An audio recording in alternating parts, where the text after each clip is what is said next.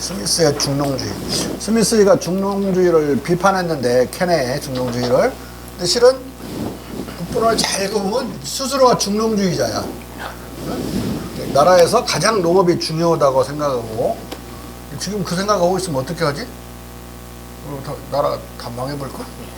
물론 중농주의를 한다 해서 경제적으로 자본주의로 못 나가는 건 아니에요. 왜냐하면 농업 자본주의 국가가 있죠. 가장 대표적인 나라가 오스트레일리아, 뉴질랜드, 덴마크, 네덜란드도 반은 농업 국가예요.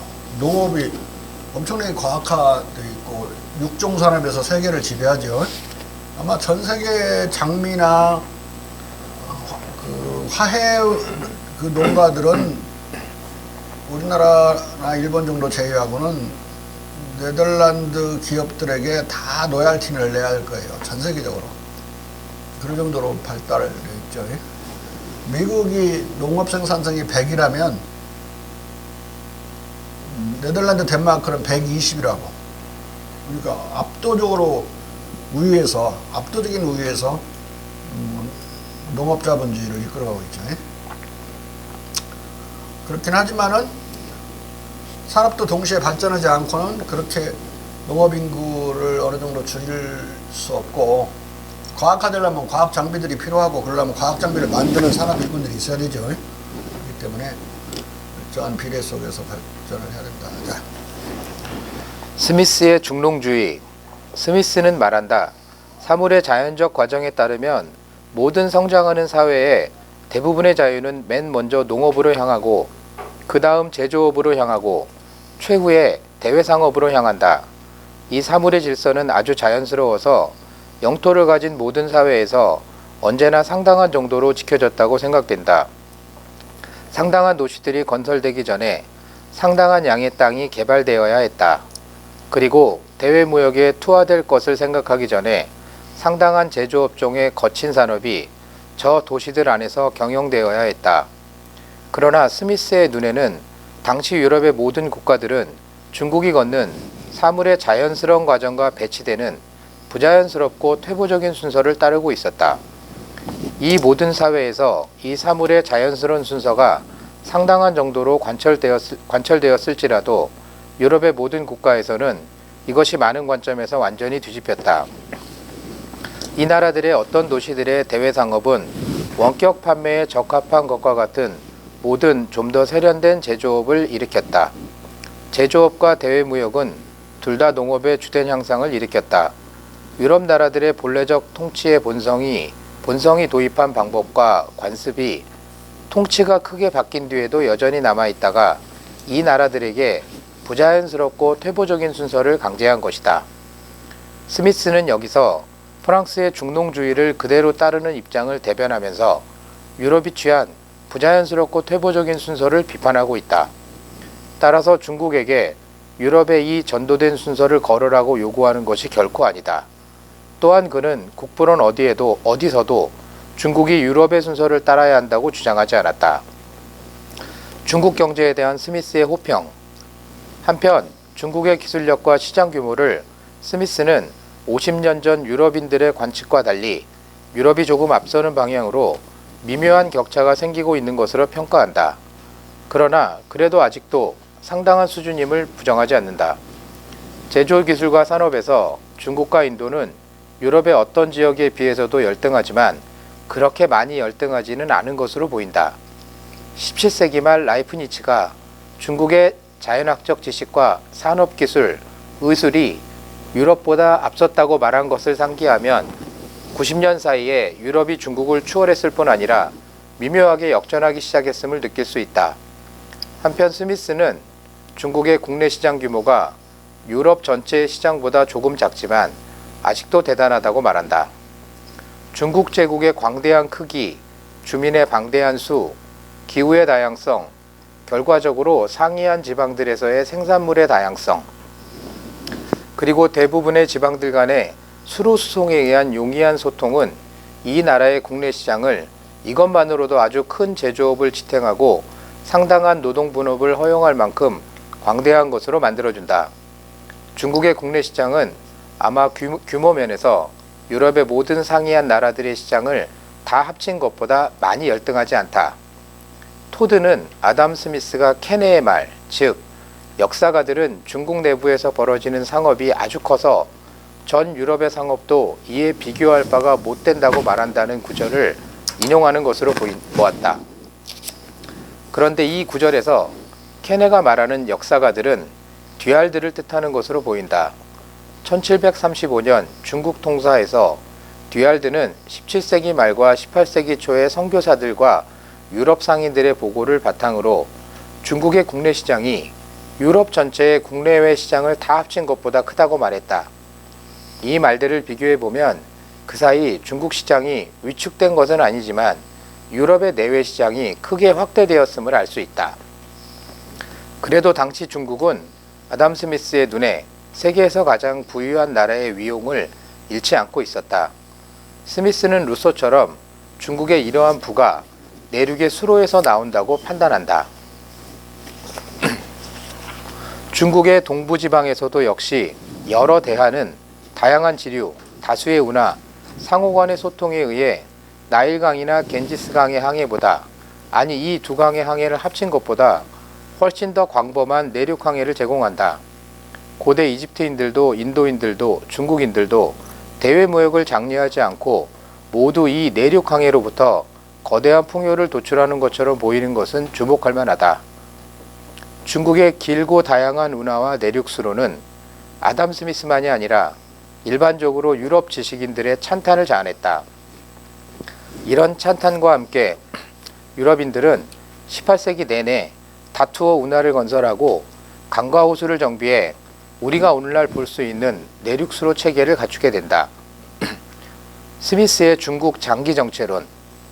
그러나 아담 스미스는 500년 전 마르코 폴로의 보고와 비교하면서 중국 경제의 오랜 정체를 거론하며 이로부터 비참해진 중국 하층 계급의 삶을 설명한다.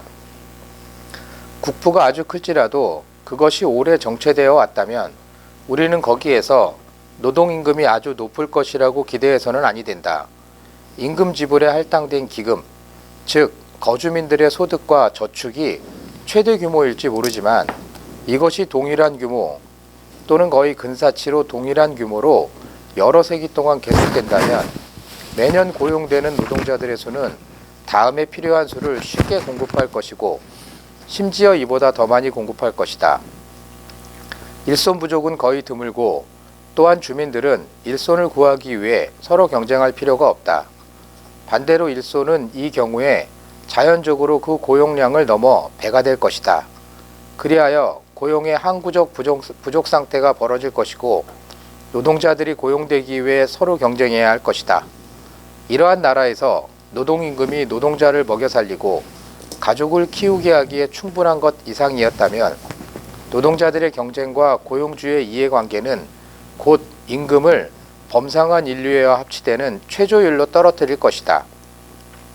오랫동안 중국은 세계에서 가장 부유한 나라 가운데 하나, 즉 가장 비옥하고 가장 잘 문명화되고 가장 근면하고 가장 인구가 많은 나라 가운데 하나였다.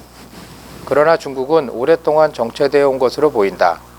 500여 년 전에 중국을 방문한 마르코 폴로는 중국의 개발, 산업, 다인구를 현재 여행자들이 묘사하는 것과 거의 동일한 말로 묘사한다.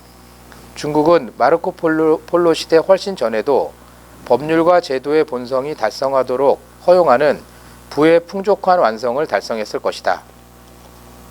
모든 여행자들의 설명은 다른 많은 점에서 엇갈리지만 낮은 노동임금과 노동자가 중국에서 가족을 부양하는 데 직면하는 곤란에서 일치한다.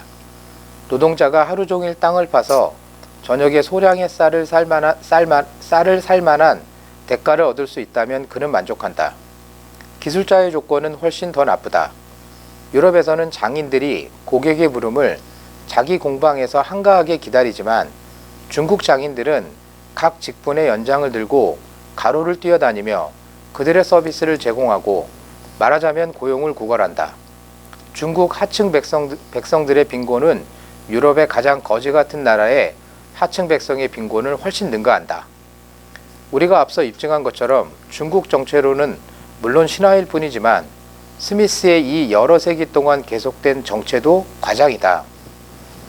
이 정체 현상은 유럽의 신호화질이 대체 산업이 등장해서 중국 공예사치품들에 대한 유럽의 수요가 급감하기 시작한 18세기 초부터야 나타나기 시작했기 때문이다. 왜 유럽이 지금 잘 살다가 하락해 가는 국면인 1770년대, 1760, 70년대의 자료들의 바탕을 해서 중국을 어디다 비교하냐면 마르코 폴로 시대하고 비교해서 500년 동안 똑같이 정체된 걸로.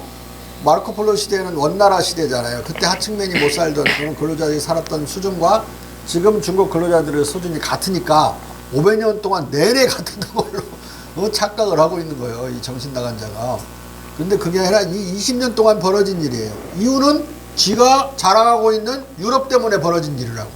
유럽이 중국 상품을 엄청난 종류와 엄청난 양으로 수입을 하다가 지들이 수입 대체 산업을 막 일으킨 거야. 중국 상품을 더 이상 안 사려고 너무 많이 무역 적자가 벌어지기 때문에.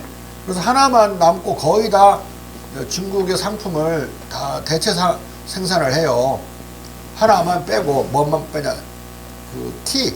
차만 빼고. 차는 생산을 못해요. 근데 고령토도 그들이 발견을 해가지고 도자기도 거의 중국 수준으로 다 구워내고, 칠기도 또 전부 중국 수준으로 중국 상품을 짝퉁을 만드는데 성공해버린 거예요. 그러니까 더 이상 수입할 필요가 없죠. 그러니까 이 1770년경에 가면 그런 중국 상품을 애호하던 그들이 중국 상품에 대한 수입을 딱 끊어버려요. 필요가 없으니까. 근데 만약에 어쩌다 한번 수입하는 경우가 있다면 이 진품이야. 이게 진품. 그래도 여전히 지들은 짝퉁이니까 그 모조품에 대한 진품은 중국에서 진짜 왔어, 이런 정도 가치밖에 없는. 그러니까 나머지는 전부 유럽에서 생산되는 거란 말이에요. T는 이제 그게 아니라서 나중에 그 차 때문에 차가 세계사를 2번이나 바꿨다고 그랬죠. 그 바꾸는 사건이 나게 되죠. 차를 계속 영국인들이 먹는 일상 음료가 돼버렸어요. 하루에 6잔도 마셨다는 거예요. 그리고 얼마나 많은 차를 중국으로부터 수입해야 됐겠어요.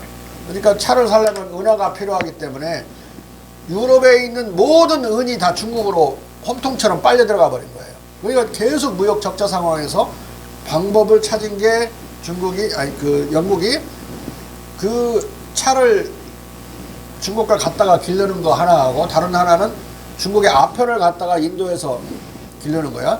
그러니까 영국에서 기르는 게 아니라, 영국은 기후가 안 맞아서 안 되니까 아편과 차를 다 인도에서 기르는 거예요. 근데 아편은 그 해에 바로 채취가 가능하니까 금방 나왔는데, 이 차는 말이야 20년도 더 걸려요. 그걸 플란테이션을 했다 하더라도, 이식을 시켰어도 차나무가 자라려면 엄청 오래 걸리거든요. 마디게 자라야 되고.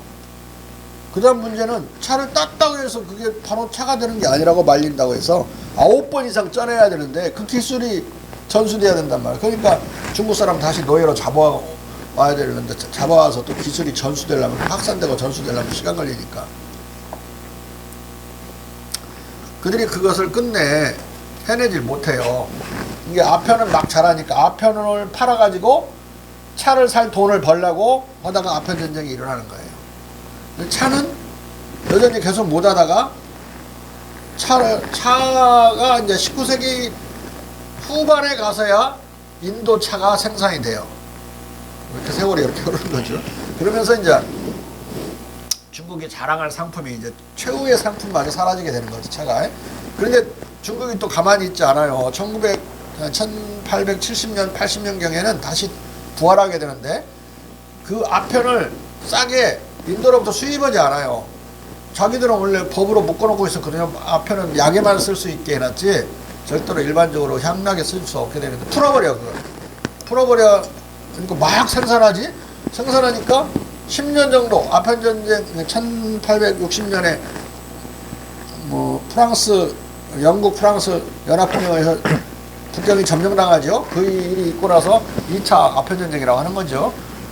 그래서 시장이 개방되고 나서 이제 아편이 막 물밀듯이 들어가 했고 또 들어갈 걸로 생각했는데 10년이 지났는데 아편 수입이 제로가 돼버렸어요. 중국에서 생산하는 것이 더 싸고 더 좋은 거야. 인도 아편은 이제 다시 뭐 무용지물이 돼버렸죠. 그 대신 이제 아편을 안 사들이고 차는 여전히 이제 수입은 이제 저조해졌고, 근데 동남아시아로 차가 많이 수출돼요. 영국으로는 수출이 잘 안 되고 유럽으로 안 되더라도 그리고 미국에서 수입을 많이 해나가고, 이유는 이제 그 영국의 귀족들이 이제 귀족 흉내를 내는 미국 놈들이 차를 많이 마시게 됐으니까.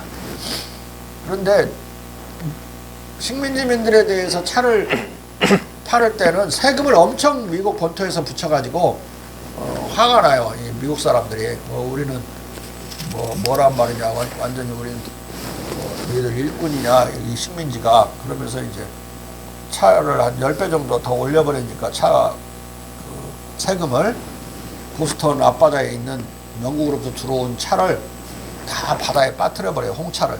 바다가 빨갛게 막 6개월 이상 빨갛게 있었대. 그게 보스턴 차 사건이 미국 혁명의 시발점이에요. 미국 독립혁명의. 동양에서도 아편전쟁을 일으키는 역할을 하고, 거기에서 미국은 독립전쟁 세계사적인 대사건을 2번을 일으키는 거예요, 차가. 근데 중국은 이제 가만히 있지 않고 그렇게 이제 아편을 쌤쌤 시켰고, 그다음 두 번째, 유럽이 절대로 흉내낼 수 없는 비단을 생산해요. 보통 비단은 물에 젖으면 엉클어져 가지고 그걸 진짜로 다시 빳빳하게 만드는 게 어려워요. 대단히 어려워. 우리가 보통 아는 비단은. 근데 뽕을 먹이는 게 아니라 참나무 잎을 먹여서 기르는 약간 노란색이 나는 비단이 있어요. 그것은 물에 빨더라도 구겨지지 않아서 그렇게 다림이질 안 해도 쓸 수 있는 최고급 비단인데, 그것을 대량 생산하기 시작해요. 모든 각 농가마다 옛날 그 비단이 아니라 이 새로운 참나무 비단, 참나무 잎을 먹인 비단으로 바꿔요.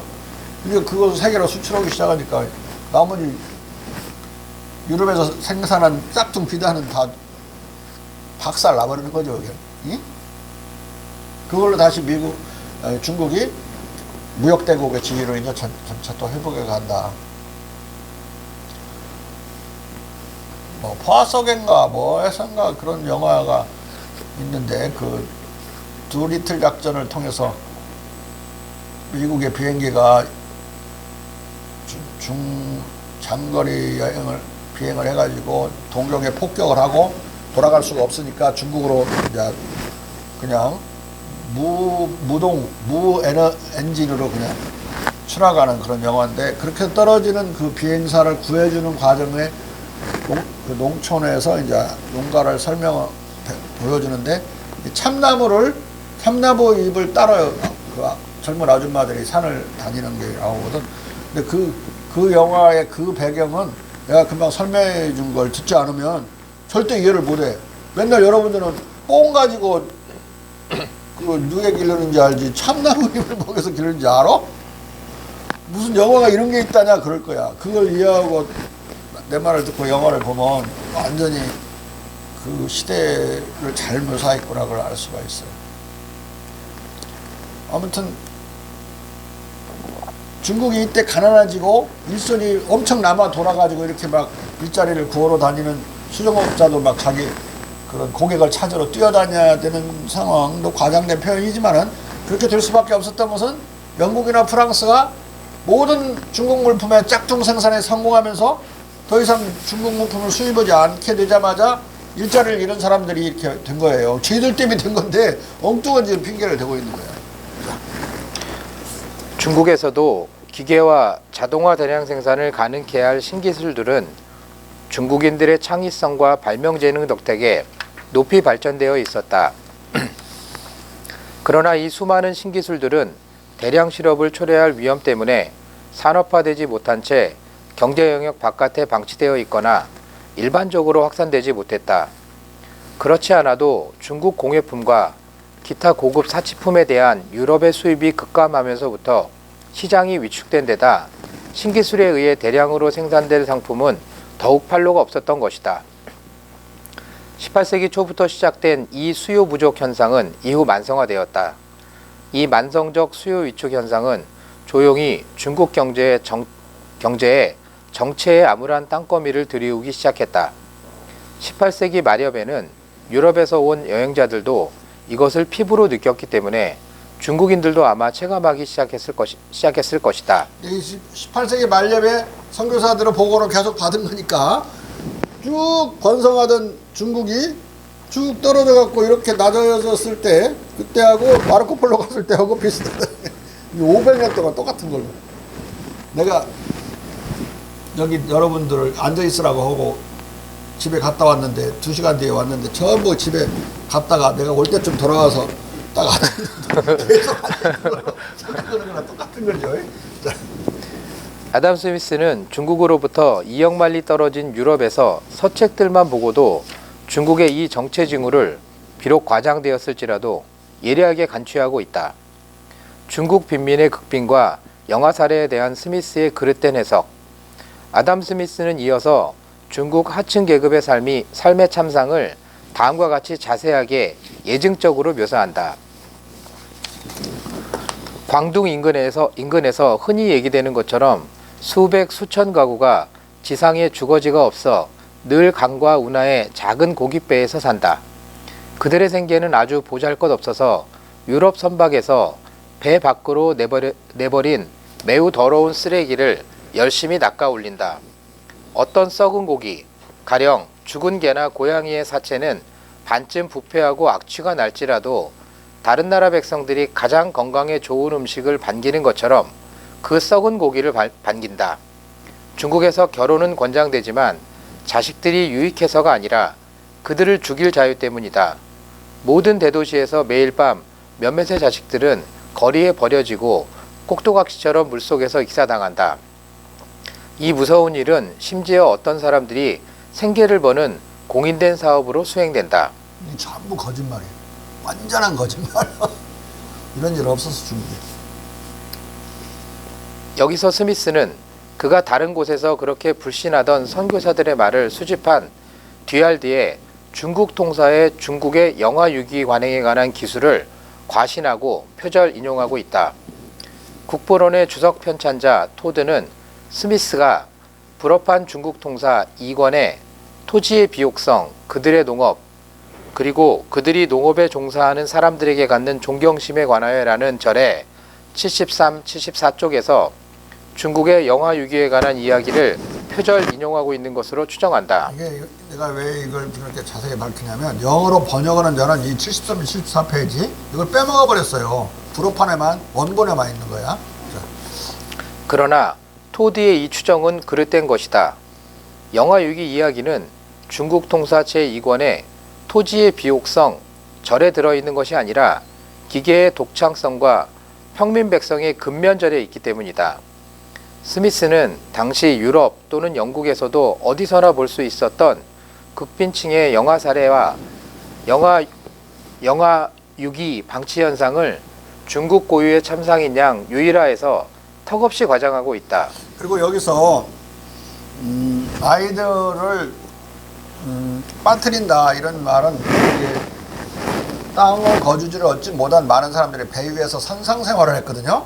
선상에서 애들이 놀다가 떨어져 버리면 익사해서 죽어버려요. 죽으니까 표주박을 여기다 매달아 놨어요. 꽉 묶어가지고 떨어지더라도 이 앞에다 매달아 놓으면 뒤집어져가지고 코는 나와 있으니까 안 죽는단 말이에요.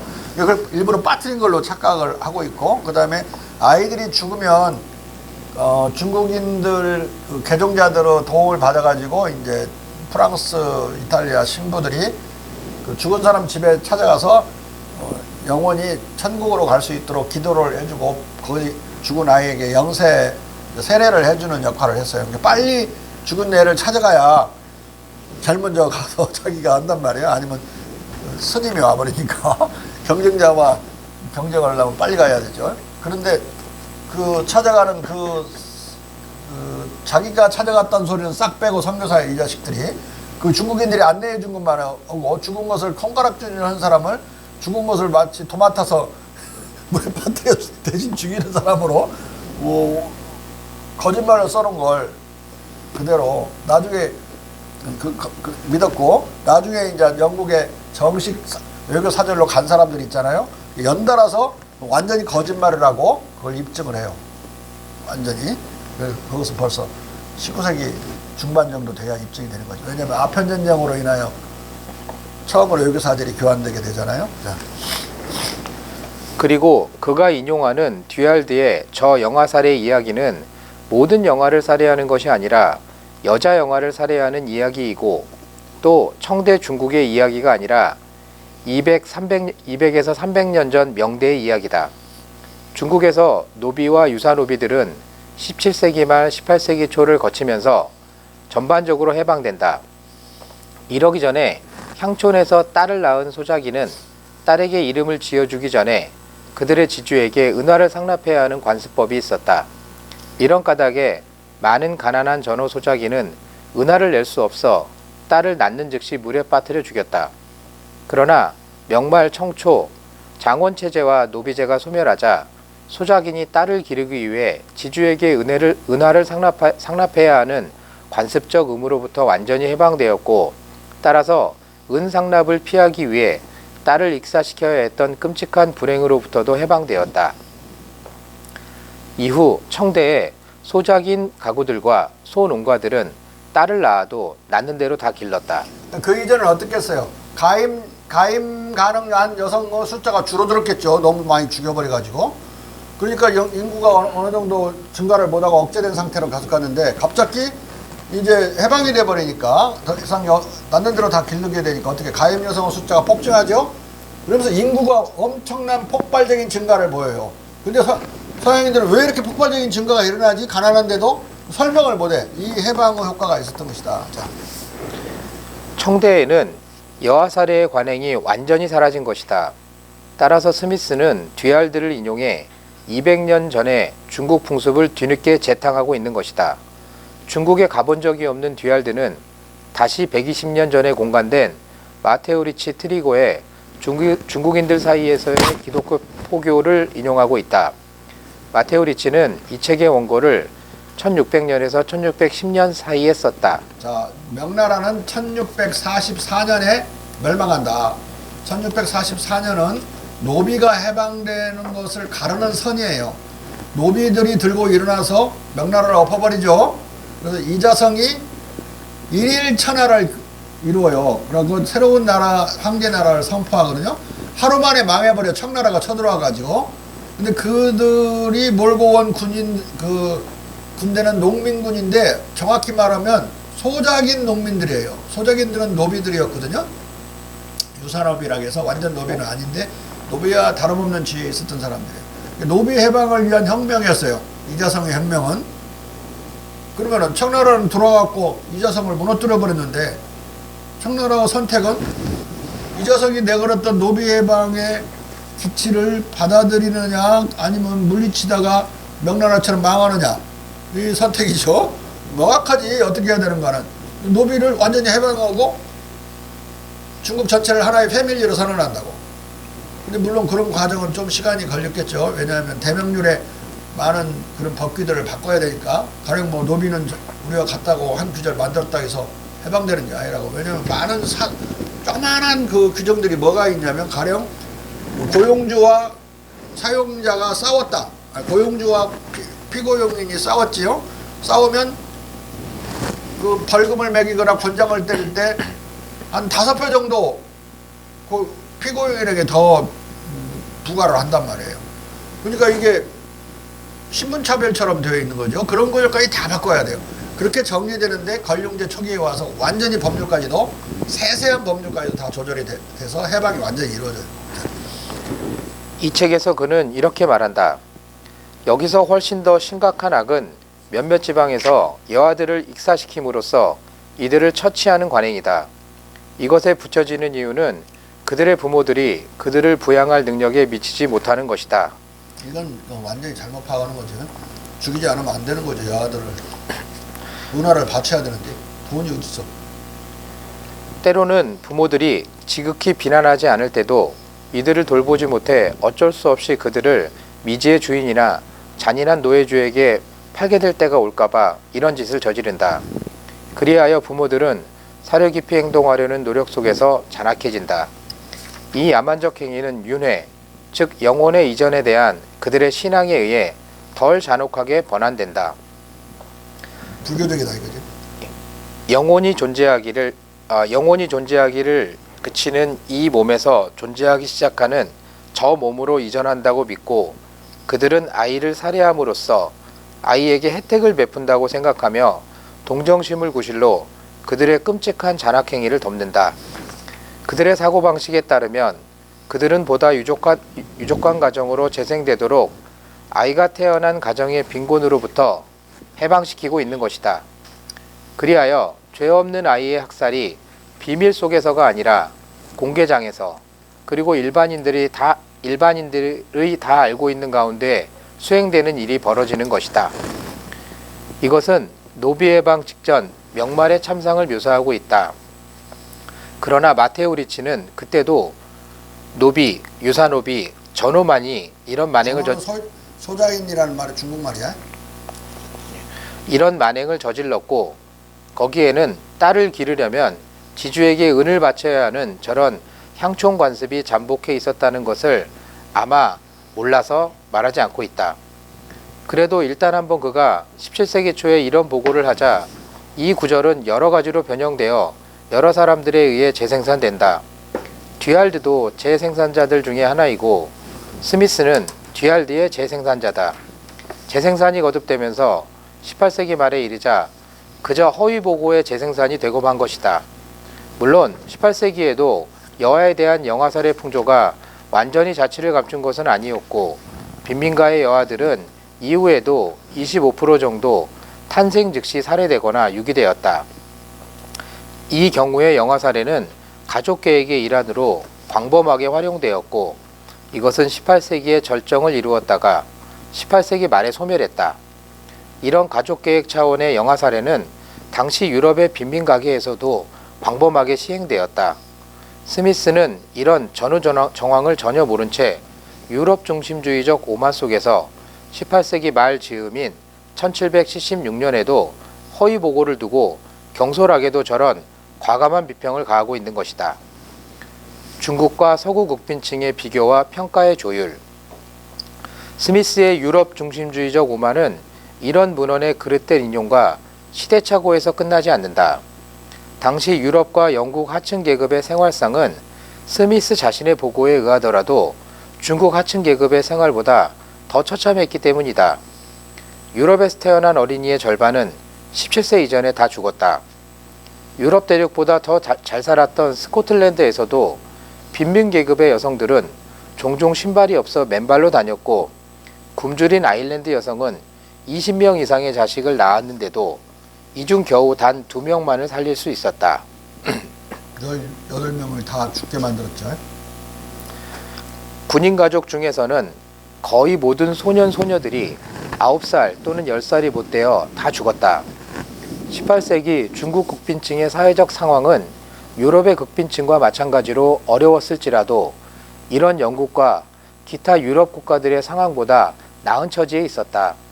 따라서 영아살해로 왜 내몰린 나은 처지에 있었냐면 중국은 기본적으로 복지국가예요. 그러니까 이 어린이들을 버려지는 어린이들이나 이런 애들을 갖다가 고아원을 차려가지고 대신 길러주는 고아원들이 전국적으로 국가가 만든 고아원이 수천 개에 이르렀고 또 개인들이 그런 자선활동 또는 사회활동으로 만든 게 또 수천 개에 이르렀고 또 반관립, 반사립으로 반민이죠. 반민반관의 그런 고아원들이 또 수천 개에 이르렀어요. 근데 내가 통계로만 그 경험적으로 계산한 거 그게 통계로 잡지 않고 그것만 해도 거의 2,000개 전국적으로 고아원만 또 병든 아이들이나 병든 부모 또는 자식들을 해주는 그런 또 자해원 같은 것들 이런 것들도 수천 개. 그러니까 오늘날 지금 우리나라에서 굶는 사람들 어떻게 하지? 국가가 다 방치해버려요. 그 밥퍼 이런 데서만 밥 주고 있다고. 그 사람들은 그거 돈 받아먹을지도 몰라. 그 영세민들이 받는 돈 있잖아요. 생계지원금. 이거 어떻게 받을지도 모르는 사람들 받게 해줘야 되는데 그냥 서울역 앞에서 그냥 따잡아 자는 거예요. 또 범죄 대상이나 이용이나 해먹고. 근데 그때는 국가가 철저히 그걸 관리를 했다. 청나라 말기까지 그랬어요. 명나라는 말할 것도 없고, 그러니까 다른 환상을 가지면 안 돼. 어려운 사람들은 많았지만 그 어려운 사람들의 처지는 유럽보다 훨씬 나았던 거예요. 기본적으로 복지국가였으니까. 따라서 영아 사례로 내몰리는 중국 하층 계급의 빈곤에 대한 스미스의 과장은 중국이 유럽의 어느 지역보다 부유하고 중국의 쌀 가격이 유럽의 밀 가격보다 훨씬 더 싸다는 중국의 생활 수준에 대한 그 자신의 다른 평가들과 모순되는 것이다. 두 개가 하나도 맞지 않고 어긋나는 건데 어떻게 그걸 조화시킬지 모르겠어요. 여기서 지금 중국의 쌀 가격이 유럽의 쌀 가격보다 훨씬 더 싸다 그렇게 말한 거 아니에요? 밀 가격보다 싸다고 그런 거예요. 쌀은 이탈리아와 그 스페인에서 엄청나게 많이 갈았어요. 쌀을. 그 북쪽에 있는 애들이 안 먹어서 그랬지. 지금 이탈리아 음식 중에 맛있는 음식이 뭐지? 알아? 이탈리아 피자 아닙니까? 그거 말고 리조또. 쌀로 누가 만든. 말했어? 쌀로 만드는 거야. 이? 근데 리조또를 한국 사람들 잘 안 시켜 먹는다고. 근데 그야말로 애호하는 음식이에요. 이탈리아 사람들이 쌀을 먹어야 되니까 그들은 피자보다도. 피자는 그냥 뭐야 그 간식이지 간식.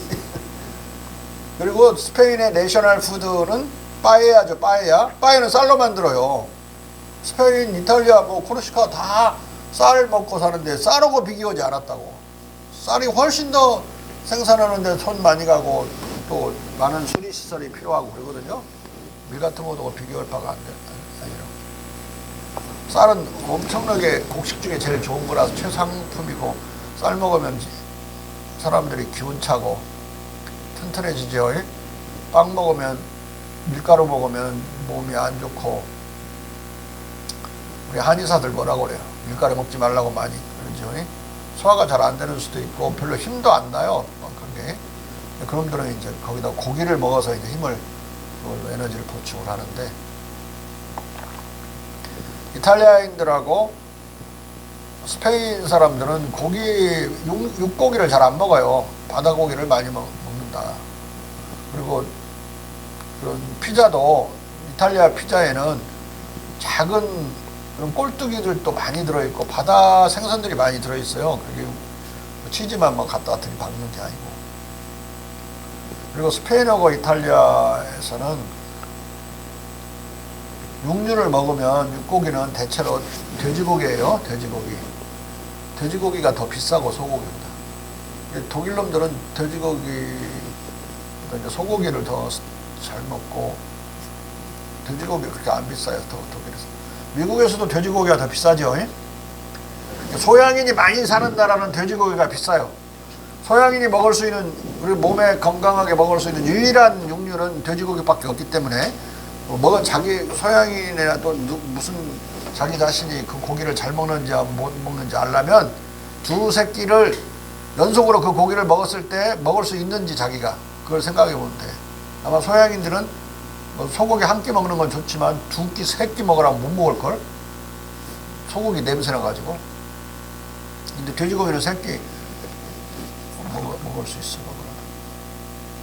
근데 태음인들은 소고기 세 끼 먹으라도 먹어요.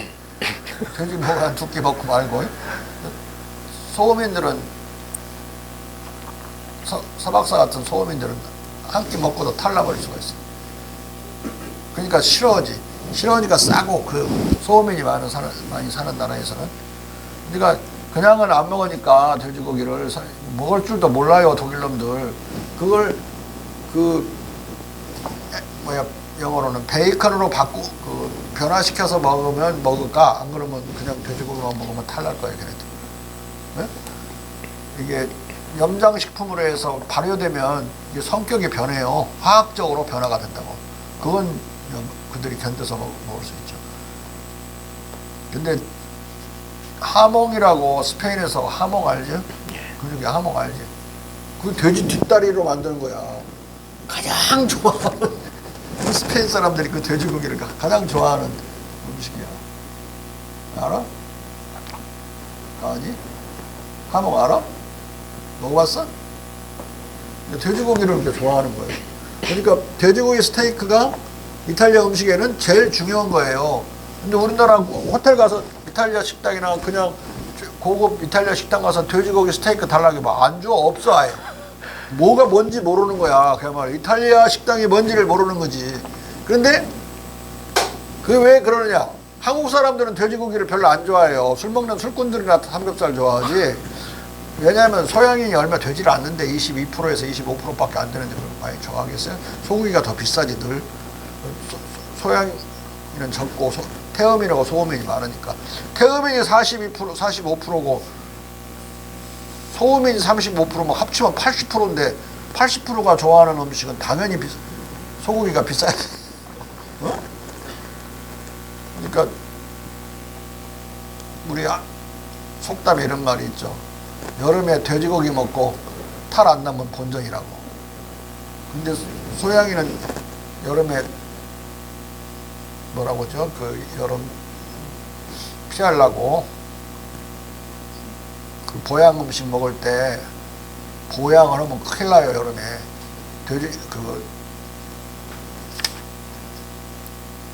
삼계탕이나 그런 개고기 먹으면 안 좋다고 소양인들은 탈날 수가 있어. 오히려 돼지고기를 먹는 게 낫다고 여름에. 보음을 해야 돼. 소양인들은 이미 속이 너무 뜨거우니까 음을 채워줘야 되고, 다른 사람들은 너무 이제 속이 양기운이 없어져 버리니까 그 보양을 해야 되니까 그런 삼계탕이나 닭백숙이나 돼지나 아니야 돼지는 개고기나 그런 걸 먹어. 양고기 이런 걸 먹어야 돼. 네? 근데 소양이한테 대고 여름에 돼지고기 먹고 탈 안 나면 본전이다고 그러면 이해가 가겠어. 당연히 먹어야 되는 건데. 자. 또 스미스가 청대 중국에서 유행하는 것으로 잘못 과장해 고발하고 있는 영아유기 또는 영아살해는 태어난 자식들의 절반이 17세 이전에 죽은 유럽 전역과 태어난 20명의 자식 중 18명이 죽음에 처한 아일랜드 빈민가족, 태어난 자식이 전멸하는 영국 군인 가족 안에서 어쩌면 저질러졌을 것으로 추정된다. 영국 목사 멜더스는 영국과 유럽 전역에서 막 개시된 산업혁명과 완만한 인구 증가 속에서 영아유기, 영아살해, 인공유산 등이 은밀하게 자행되었음을 암시하며 인구의 기하급수적 증가에 대한 적극적 제어 또는 기타 제어 수단의 하나로 예시하고 있다. 기타 제어라는 것 안에 애들 영아를 다 죽여야 한다. 이런 게 여기 다 포함되어 있는 거예요. 수녀들이나 성직자들이 아기를 베는 경우 어떻게 하느냐. 죽이는 수밖에 없다. 지가 성직자잖아요. 목사니까. 아주 이놈도 엉큼한 놈이고 나쁜 놈이에요. 멍청한 놈이고. 인구가 기하급수적으로 증가한다는 이야기는 인간이 그렇게 계속 늘어나는다는 얘기인데, 엑스폰텐셜이라고 하죠. 영어로 기하급수적이란 말을. 그런데 다른 곤충이나 다른 돼지나 소나 말은 기하급수적으로 증가하지 않나? 칼막스가 바로 물어보는 거야. 사람만 기하급수적으로 증가하냐? 다른 동물들, 가축들도 기하급수적으로 증가하고, 사람이 케어하면 더 증가하고, 특히 식물은 더 많이 증가하는 거야. 쌀 한 톨 가지고 나락 하나가 자라면 거기에 몇 개 달려 있어. 막 20배, 30배 튀겨지지. 사람은 그렇게 튀겨지나? 한 사람이 막 20명 낳고 그런가? 둘이 합쳐서 대여섯 명 낳고, 지금은 둘이 합쳐서 한 명 낳는, 또는 하나도 안 낳으면 그런 시대에 우리가 살고 있는 마당에 되지도 않는 소리가 얼마나 되지도 않는 소리인지 알겠죠. 다른 우리가 먹는 농작물과 가축들은 산술급수적으로 증가한다고 생각하는 거, 그게 더 기하급수적으로 증가하는데, 칼막스가 바로 그걸 지적해요. 나쁜 놈이라고 그러죠, 칼막스가. 최악의 인물로. 그러니까 아담 스미스보다도 더 나쁜 놈이라고. 사람을 전쟁 아니면 유아사라로 해서 없애야 된다고 생각합니다. 멜더스는 국부론이 나온 지 20여 년 뒤에 출간한 인구론의 제1판 오리지널 버전에서 인구 증가에 대한 제어를 주로 독신생활, 불임을 초래하는 난잡한 성교 등을 뜻하는 제1차 예방적 제어, 태어난 자식을 죽음에 처하게 하는 제2의 적극적 제어, 그리고 기타 제어 등 세 종류로 나눈다. 그는 말한다. 가족 양육에 따르는 어려움의 예견은 예방적 제어로 작동한다. 그리고 자식들에게 적절한 식량과 관심을 줄 수 없게 만드는 상당수의 하층 계급의 실제적 빈곤은 인구의 자연 증가에 대한 적극적 제어로 작용한다. 유럽의 가장 번영하는 나라들 중에 하나인 영국이 사례로 취해질 수 있고, 여기서의 관찰 기록은 약간만 손보면 인구가 천천히 증가하는 어떤 다른 나라에도 적용될 수 있다. 예방적 제어는 영국에서 모든 계층을 관통해 어느 정도 작용하는 것으로 보인다. 여기서 불임을 초래하는 난잡한 성교, 그러니까 결혼 생활을 안 하고 결혼을 적게 하고 그냥 그 처녀 총각들이 여자들은 다 창녀가 되고 남자들은 창녀촌 드나 매연굴 드나드는 식으로 하면 아기가 생겨나지 않는다 이거야. 그게 인구 증가를 막을 수 있는 예방수단. 이런 감정. 그러니까 이게 매춘으로 막 더 붙여야 된다는 소리야. 이게 성직자 맞아? 성직자 새끼들이 학문 한다고 할 때 좋은 놈들 내가 못 봤어. 여기서 김찬숙 씨 듣고 싫어할 것 같은데. 여기서 멜더스가 적극적 제어로 제시하는 영국 및 유럽 빈곤층의 자식들에게 적절한 식량과 관심을 줄 수 없는 상황은 인공유산, 영아유기, 양육 포기와 방치로 인한 영아의 영양실조 사망, 영아살해 등 다 포함한다. 또 멜더스는 영국에서의 적극적 인구 제어를 좀 더 상론한다. 내가 이미 개시된 인구 증가를 억제하는 수단으로 정의하는 인구에 대한 적극적 제어는 어쩌면 사회의 최하층에게만 적용되는 것은 아닐지라도 주로 이 최하층에 한정된다. 그런데 이 제어는 일반적 관점에 내가 언급하는 다른 제어만큼 그렇게 명백하지 않다. 그러나 사망률 통계를 다루어온 사람들에 의해 매년 죽는 어린이들의 수치 중에서 너무 큰 비율이 제 자식들에게 적절한 음식과 관심을 줄 수 없는 것으로 생각될 수 있는 사람들에게 속한다고 아주 일반적으로 보고되어 왔다고 나는 확신한다. 하층민들은 때때로 극심한 빈곤에 노출되고 어쩌면 불건전한 주거지와 힘든 노동에 갇혀 살기 때문이다. 빈민 자식들의 이 사망률은 모든 도시에서 항상 관찰되어 왔다. 그러니까 빈민 가정에서 아이들을 기르지 않고 방치해버리는 거. 낳기만 하고 젖도 잘 안 주고 젖도 줄 시간도 없죠. 막 노동력만 시달리니까. 그렇게 해서 없애버리는 게 좋은 방법이다 이거야. 자. 여기서도 적극적 제어의 본질은 자식에게 적절한 음식과 관심을 줄 수 없어 고의와 과실 또는 미필적 고의의 애매한 형태로 자식들을 죽음으로 몰아넣는 영국 하층민의 궁핍 상황이다. 그러니까 지들 스미스의 지 나라의 눈에 들어있는 대들보는 못 보고 남의 나라 댓글만 갖고 그냥 문제 삼고 있는 거예요. 바로 그 동시대에 스미스의 글만 멜더스 글만 읽어봐도 영국이 어떤 비참한 상황이 있는지를 한 10배 이상 중국보다 비참한 상황이 있는지를 알 텐데 헛소리를 그렇게 써놨어요. 그래놓고 이 아담에서는 국부론이 유명하니까 중국만 욕먹는 거죠. 자. 이에 덧붙여 멜더스는 여성들의 악덕한 관습, 역병, 전쟁 등의 기타 제어 방도를 추가한다. 내가 예방적 제어와 적극적 제어라고 부른 오랫동안 살아온 모든 나라에서의 이 두 커다란 인구 제어에 여성들과 관련된 악덕한 관습, 거대 도시, 불건전한 공장, 사치, 역병, 전쟁 등이 더해질 수 있다. 멜더스가 전쟁을 일으켜서 사람들이 저쪽 사람을 많이 죽이고 우리 병사가 많이 죽는 것은 인구 제어 수단으로서 권장할 만하다. 이 전쟁이 제국주의를 준비하는 거예요. 제국주의 전쟁을. 자. 멜더스가 여성들의 악덕한 관습이라고 묘연한 표현으로서 극빈친 여성들의 영아 살해와 인공유산을 시사하는 것으로 보이는 이 기타 제어는 자식에게 적절한 음식과 관심을 줄 수 없어 고의와 과실 또는 미필적 고의의 애매한 형태로 자식들의 죽음을 촉발하는 영국 하층민의 궁핍 상황으로서의 적극적 제어 수단과 거의 구별되지 않는 것 같다. 지금 인구가 줄어들어가지고 인구 절벽을 어떻게 막느냐 이 고민에 부닥친 현실적인 문제에 부닥친 우리나라 입장에서 이 멜더스의 이론은 말도 안 되는 개소리지만 이 시대에도 전반적으로 다 편패성이었다고. 응? 따라서 멜더스는 이 모든 제어들은 다 완전히 불행과 악덕으로 변할 수 있다고 말한다.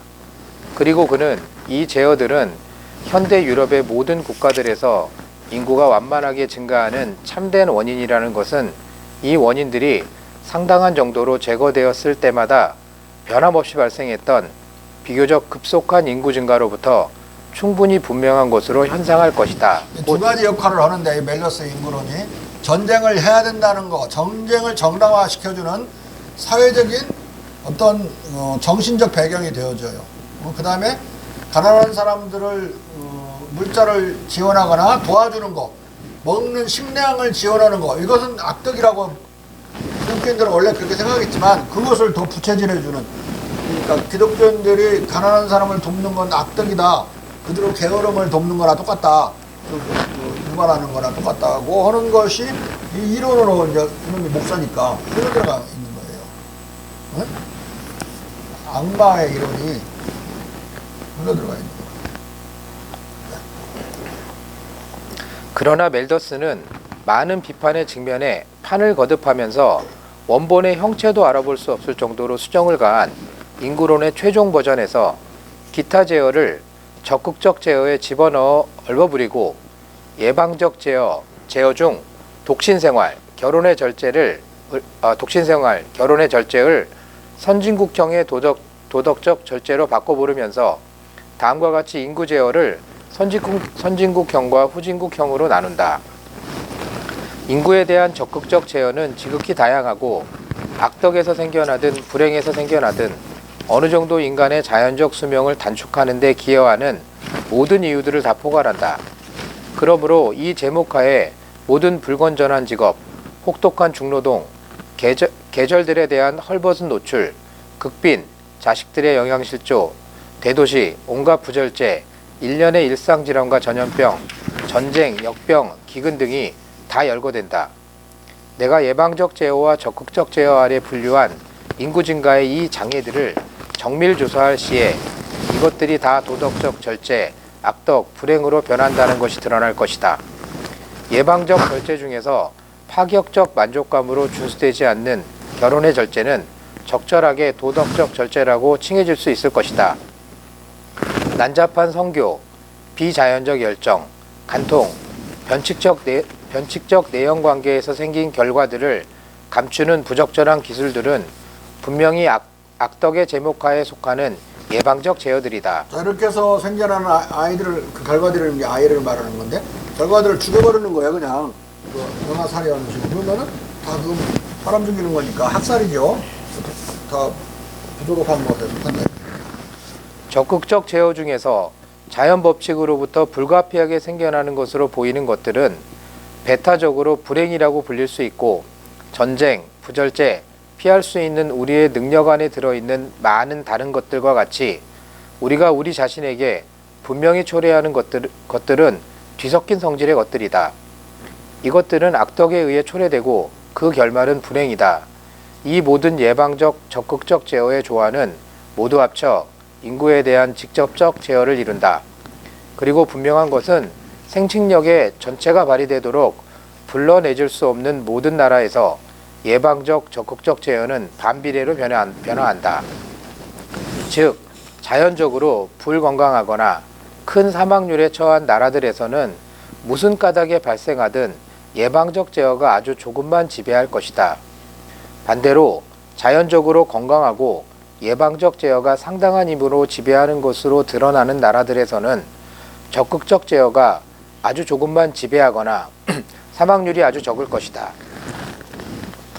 이 변화된 정의에 따라 멜더스 목사는 오리지널 버전에서와 달리 적극적 제어를 덜 문명화된 세계 지역들과 과거 시기의 인구 제어 항목에 귀속시키고 예방적 제어는 현대 유럽의 상이한 국가들에서의 인구 제어 항목에 집어넣는다.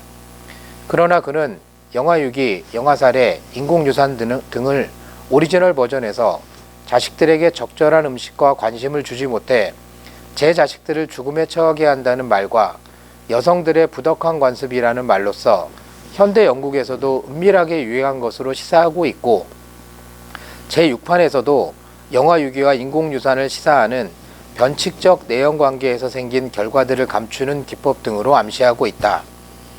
제6판에서 멜더스 목사는 뒤알디의 낡은 자료들을 인용하면서 당시의 중국, 일본과 관련해서 현대적 영아 사례를 적극적 인구 제어 방법으로 언급한다. 아무튼 아담 스미스는 이것을 아주 중국의 못난 점으로 지적하고 있는데 얘는 지금 멜더스를 갖다가 거꾸로 이용해서 자기의 제어 방법 중에 하나로 제시하는 거야, 권하는 거야. 그러고 있어 지금. 자. 아무튼 멜더스는 영국 및 유럽 빈곤층의 은밀한 영아 유기 또는 영아 살해, 인공유산 등을 적극적 인구 제어 수단의 하나로 거론하고 있다. 그러니까 여러분들이 지금까지 배운 멜더스도 인구론을 상당히 유명하고 달달달 그것만 했을 거야. 멜더스하고 인구론하고 맨날 연결시키고. 그러니까 인구론이든 국부론이든 무슨 그 다른 존 노크의 무슨 시민정치론이든 몽테스큐의 무슨 법의 정신이든 홉스의 레바이아드이든 전부 악마의 소리들로 가득 차 있어요. 아주 나쁜 놈들이 쓴 나쁜 책들이라고. 근데 그것들을 대단히 존책으로 달달달 그 저자와 책 이름을 외고 여러분들은 어그러지도 않아? 그렇게 사기 당하는 것들이 일본 놈들이 다 소개한 책들이에요. 일본 놈들이 유명하게 만든 책이기도 하고 일본 놈들이 얼마나 나쁜 놈들이서 제국주의 국가 일제가 그런 거대한 지금 악덕의 사기극 속에 이 교육되고 있는 내용들이 지금까지 100년 이상 지배한 거예요. 자. 그런데 국가가 독신주의, 빈곤, 중노동, 난잡한 성생활, 간통, 부절제, 질병과 전염병, 역병, 기근 등을 초래하거나 권장하는 것은 인구 통제를 위해 정책적으로 선택할 수 있는 것들이 아니다. 따라서 멜더스 목사의 현실적 정책 메시지는 영국이나 유럽 각국이 영아 유기, 영아 살해, 인공유산, 빈민구제 정책 폐기 등을 통한 살벌한 인구 억제 정책을 시행하든지 아니면 제국주의 전쟁을 통해 과잉 인구를 먹일 식민지와 식량을 더 확보하라는 주장이다. 멜더스가 살던 당시 영국의 경제는 초창기 산업혁명과 완만한 성장을 개시한 본격적 근대화 단계에 들어가 있었고 호황과 공황의 경기 변동을 개시해 수시로 과잉 인구를 식민지로 방출했다. 이로 인해 근대적 인구 증가는 막 개시되었지만 그 속도는 매우 완만했다. 멜더스가 목도하고도 자신의 성직자 신분과 유럽 국가들의 기독교적 체면 때문에 노골적으로 표현하지 못하고 적극적 제어, 기타 제어, 여성의 부정한 관습, 내연관계의 결과를 감추는 기법 등의 표현으로 은닉한 당시 영국의 은밀한 영아 유기 살해, 인공유산 관행은 영아 유기, 영아 살해, 인공유산 관행은 이 완만한 인구 증가가 특히 식민지로 이민도 가지 않고 유럽에 주저앉아 사는 속수무책의 빈곤층에게 집중된 사회적 부작용과 가족관계의 극심한 불안정에 대해 빈민들이 개인적으로 대처하는 처절한 가족계획이었다. 반면 중국의 공공연한 영아 유기 풍습은 송명대 이래 폭발적 인구 증가를 동반해온 중국 경제의 지속적 고도 성장이 중국 빈곤층에 가하는 사회적 부작용과 불안정에 대한 기형적 대처 방도였다. 중국의 빈민층은 불황이 도래할 때마다 빈민 가정에 살인적으로 편중되는 폭발적 인구 압박에 공공연한 영아 유기 등 사적 가족 계획으로 대응한 것이다. 18세기 당시 중국의 인구 증가는 영국이나 유럽의 완만한 인구 증가에 비해 폭발적이었고 이 폭발적 인구 증가는 경제 성장의 증가분이 인구의 급증분의 부양에 다 소비되어 국민소득 성장률이 통계 수치상 제로로 나타나더라도 중국 경제가 성장을 지속하고 있었음을 함의한다. 자, 이렇게 생각해 보면 돼요. 하나는 유럽으로부터 수입이 중국 상품에 대한 수입이 다 없어져 가니까 일자리는 어차피 모자라 가는 거고, 두 번째 문제는 그 딸아이를 낳았을 때 은하를 바쳐야 되는 의무로부터 해방됐기 때문에 낳는 대로 아이들 여아들도 기르게 되고 가임 여성의 수가 증가하면서 급증하면서 인구는 폭발적으로 증가하게 된 이 두 개의 상황, 이게 딱 맞아 떨어지면 임금은 더 이상 오래 수가 없죠. 기르는데도 그 증가한 인구를 먹여 살리는데도 다 들어가 버리니까, 증가한 어떤 소득이 있다면 그 상황이었다. 이 점에서 중국 빈민들의 영아유기는 아이러니컬하게도 영국에 비로소 개시되는 완만한 근대적 경제성장과 대비되는 중국 경제의 지속적 고도성장을 증명하는 것이었다.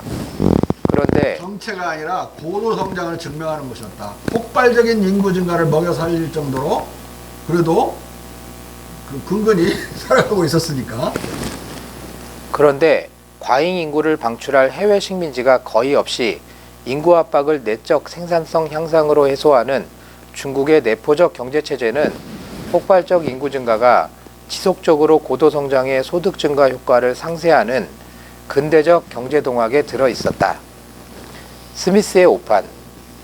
아담 스미스는 과잉 인구를 끊임없이 해외로 방출한 영국과 유럽의 식민주의로 인해 식민지 없는 내포적 경제체제에 이런 근대적 경제 동학에 대해 장님이었다. 이로 인해 그는 내포적 중국 경제의 성장과 인구 간의 저상세 현상과 이로 인한 임금소득과 자본 이윤의 저조 현상을 중국 경제의 정체의 증거로 해석한다. 그리하여 그는 중국 경제가 중국의 풍토적 잠재력에 비하면 열등한 부를 산출하고 있다고 진단하고 그 원인을 엉뚱하게도 대외무역의 부재로 규정한다. 토양과 기후의 본성, 그리고 타국과 관련된 상황이 획득하도록 허용하는 부의 완전한 전량을 획득한, 그러므로 더 앞으로 발전할 수 없고 뒤로 퇴행하지도 않은 나라에서 노동임금과 자본 이윤은 둘 다 아마 아주 낮을 것이다. 그러나 아마 어떤 나라도 이러한 정도의 풍요에 도달한 적이 없을 것이다. 중국은 오랫동안 정체되어 온 것으로 보이고 아마 오래전에 그 나라의 법과 제도의 본성과 일치되는 부의 전량을 획득했을 것이다. 그러나 이 전량의 부는 다른 법과 제도, 토양과 기후와 상황이 허용할 수 있는 것보다 훨씬 열등한 것이다. 대외무역을 소홀히 하거나 멸시해 외국의 선박을 단지 한두 항구로만 들어오도록 허가하는 나라는 다른 법과 제도 아래서 거래하는 것과 동일한 양의 사업을 거래할 수 없다. 여기서 한두 항구만 열어준 건 서양을 향해서만 그런 거거든요. 이게 더 열어라 이런 소리도 들어있고, 안 열면 제국주의 전쟁을 하겠다는 말도 들어있고, 상당히 주기적이에요. 자, 아담 스미스는 중국이 대외무역을 경시한다는 사실을 반복해서 지적하고 있다. 스미스는 중국이 대외무역을 전통적으로 경시한 것은 주변이 무역할 가치가 없는 오랑캐들이기 때문이라고 말한다.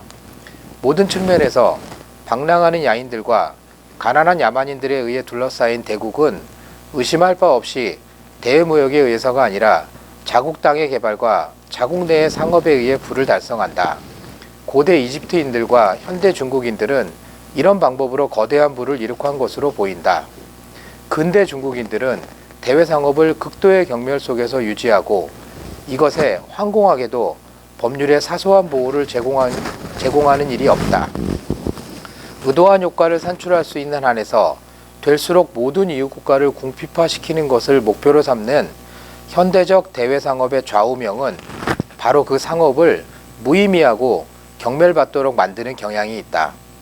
그러나 스미스는 지금이라도 중국이 대외 무역을 확대하면 제조업과 기술을 크게 발전시킬 수 있을 것이라고 충고한다. 중국인들은 대외 무역에 대한 존중심이 거의 없다. 당신의 거지 같은 상업이라는 말은 북경의 만다린이 러시아 공사 드 랑글레와 상업에 관해 대담하면서 쓴 말이다. 일본과의 무역을 제외하고 중국인들은 그들 스스로가 그들 땅 위에서 거의 또는 전혀 대외무역을 수행하지 않는다. 그들이 외국 선박의 출입을 허용하는 곳은 그들 왕국의 한두 항구뿐이다. 그러므로 중국의 대외무역은 더 많은 자유가 주어진다면 자국 선박으로든 외국 선박으로든 자연스럽게 확장될 것보다 훨씬 좁은 범위 안에 가진 방법으로 한정되어 있다. 많이 사는 걸 일본이나 유부 또 필리핀 사람들은 좋아했어요. 왜? 국내 무역으로 잡히니까 얼마든지 중국 물건을 가져올 수가 있잖아요. 자. 제조업 제품은 대개가 작은 크기 속에 많은 가치를 포함하고 있고 이 때문에 대부분의 원자재보다 더 적은 비용으로 이 나라에서 저 나라로 수송될 수 있는 만큼 거의 모든 나라에서 대외무역의 주된 토대다. 중국의 국내 시장은 규모 면에서 유럽의 모든 상이한 나라들의 시장을 다 합친 것보다 그리 적지 않다. 만약 더 광범한 대외무역이 이 큰 국내 시장에 나머지 모든 세계의 대외 시장을 보태주고 그것도 이 대외무역의 상당한 부분이 중국 선박으로 수행된다면 반드시 중국 제조업을 아주 크게 증대시키고 제조업의 생산력을 아주 크게 향상시킬 수 있을 것이다. 더 광범한 항해를 통해 중국인들은 타국에서 사용되는 모든 다른 기계들을 스스로 사용하고 건조하는 기술과 세계의 다른 모든 부분에서 실천되는 기술과 산업의 다른 개량품들을 자연스럽게 배울 것이다. 그들의 현재 계획에 따른다면 그들은 일본을 제외하고는 다른 나라의 선례에 의해 자신들을 향상시킬 기회가 거의 없다. 아담 스미스는 여기서 국군이 쇠하는 징후를 보이던 청나라 권륭제 마렵의 중국을 보고 정체 상태의 타파의 비책으로 대외무역 확대를 제안하고 있다. 그러나 앞서 스미스가 대외무역을 앞세우는 유럽의 상업을 부자연스럽고 퇴보적인 순서라고 비판하고 있다는 점에서 그의 이 제안을 중국이 유럽처럼 대외무역에 전념해야 한다는 뜻으로 왜곡시켜서는 아니 될 것이다. 스미스의 견해를 종합하면 유럽은 너무 대외무역만을 앞세우고 농업을 경시하는 반면 중국은 그 반대라는 것이다. 따라서 여기에 함의된 아담 스미스의 진위는 유럽과 중국 사이의 그 어떤 중도를 취하는 제3의 새로운 정책 노선이다. 그럼에도 중국의 정체론과 대외무역 경시론은 아담 스미스의 이 제안과 함께 다 그릇된 것이다. 공자 철학과 서구 계몽주의의 기원에서 상론했듯이 중국 경제는 19세기 초까지 계속 발전했고 국제무역도 확대 일로에 있던 개방적 상업경제였기 때문이다. 스미스는 조공무역, 공식무역, 밀무역, 그리고 세계 경제에서의 중국 경제의 기축 역할을 전혀 이해하지 못했다. 당시에 전 세계 경제는 중국이 장악하고 있었고 중국이 중심이었어요. 그러니까 어디에 관계 있든 간에 서양도 중국인들을 필리핀은 스페인이 장악하고 있었죠. 스페인 땅이니까 그걸 통해서 중국인들을 통해서 엄청나게 많이 무역 거래를 하고 있는 상황이었고 또 좀 지나면은 뭐 마카오만이 아니라 월남이나 이런 데도 프랑스인들이 많이 들어오고 막 그랬잖아요. 중국인들이 많이 살고 있고 엄청난 무역이 서양과 간접적으로 벌어져요. 서양이 허용된 것은 한두 개에서 6개 정도가 한국밖에 아니었지만은 중국인들을 통해서 그렇게 많이 한다. 외국에 사는 중국인들을 통해서. 이런 무지 때문에 스미스는 미묘한 입장을 취한다. 그는 대외무역의 저조로 정체현상이 나타난다고 판단하면서도 중국이 퇴보한다는 징후는 없다고 진단하고 세계에서 가장 부유한 나라 중국의 여전한 건재를 언급하는 것을 잊지 않기 때문이다. 하지만 중국은 정체에 있을지라도 퇴보하는 것처럼 보이지는 않는다. 중국의 어떤 도시도 주민들에게 버려지지 않고 있으며 한번 경작된 땅은 어디서도 소홀히 관리되지 않는다. 그러므로 동일한 또는 거의 동일한 연간 노동이 계속 수행됨에 틀림없다. 무릇 정체론은 늘 쇠퇴론을 함의하는 것이기 때문에 중국 경제의 퇴보를 부정하는 이 평가는 실은 스미스 자신의 정체론과 모순되는 것이다. 어찌되었던 아담 스미스의 눈에 중국은 여전히 주목해야 할 강대국이었던 것이다. 다시 확인하지만 중국 경제는 계속 성장 중이었고 중국의 문은 그의 이해와 달리 18세기에도 합법, 불법으로 늘 개방되어 있었고 대외무역은 확장 일로에 있었다. 1700년 이래로 19세기를 넘어서까지 계속된 중국 인구의 급팽창이 그 증거다. 중국이 서양에 뒤떨어져 제국주의 열강의 지배에 들어가게 된 것은 정체나 대외무역의 저조가 아니었다. 그 원인은 무역 적자를 항구화하는 중국 상품 수입을 줄이려는 서양 제국의 수입 대체 산업의 일반적 성공, 이로 인한 18세기 말경 대서방 중국 수출품의 소멸, 이로 인한 중국 상품에 대한 국제적 수요의 소진 등에 기인하는 중국 경제의 70 내지 80년 장기 불황, 즉 가경 도강 불황이었고, 번영에 겨워 이에 대처하지 못하고 경제적으로 안락사하면서도 서구를 양의로 무시하고 다른 문명권으로부터 배우지 않은 중국 정부와 안주적 중국 자본들의 오만 때문이었다. 두 가지 이유를 내가 듣고 있죠. 안주적인 오만, 다른 하나는 서양으로부터 수입이 없어져 버린 거. 수입 부분이 어마어마한 이 수입의 규모가 얼마였는가는 내 다른 책을 보면 통계들이 나와 있어요. 모든 분야에 걸쳐서 수입이 줄어드는 그 과정도 자세히 나와 있고. 자, 오늘 여기까지 하겠습니다.